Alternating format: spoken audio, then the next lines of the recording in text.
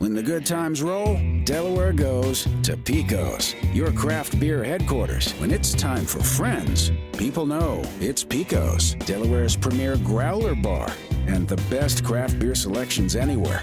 Wines from around the world, premium spirits, craft beer, our famous growlers. Get yourself to Pico's. Since 1936, a Delaware tradition like no other. Pico's Liquors on Philadelphia Pike and Wilmington, Delaware's craft beer headquarters.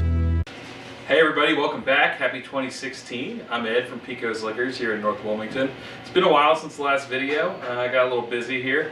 For those of you who haven't been around for a while, I'll update you a little bit. We renovated the store. We doubled the square footage. I got married, so it's a little crazy. It's been a little hectic, but my New Year's resolution for 2016 is back to basics, and part of that is doing a monthly video, at least a monthly video.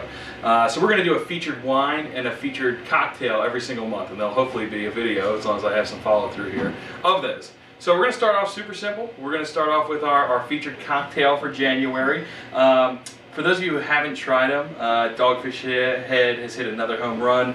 They just launched 3 brand new spirits. You guys are all probably familiar with the older spirits they had, the ones they did down at the brew pub in Rehoboth. Well, they spent some money and they've done some investment, and they opened up a brand new distillery at the brewery itself. And I gotta tell you guys, these things are awesome. They're really, really good. Not that you'd expect anything less from Dogfish Head, but the one we're gonna talk about today, and there are 3 spirits, but we're gonna focus on the Compelling Gin. They also have analog vodka and a whole leaf gin as well, which is a hop gin with hops in it. So pretty dogfishy there. But we're gonna focus on the Compelling Gin. It's my favorite of the 3. And we're gonna do a super simple cocktail that I think leaves a lot of room for you guys to do your own crafting with it. So it's just gonna be a simple gin and club soda. Traditionally, obviously, gin and tonic. I like club, especially with a gin like this that's a little less bitter, a little more delicate, very floral, very citrusy. So I think the club kind of pairs well with it. We're also gonna use Fever Tree club soda, and we're gonna use the Bitter Truth cocktail bitter set here.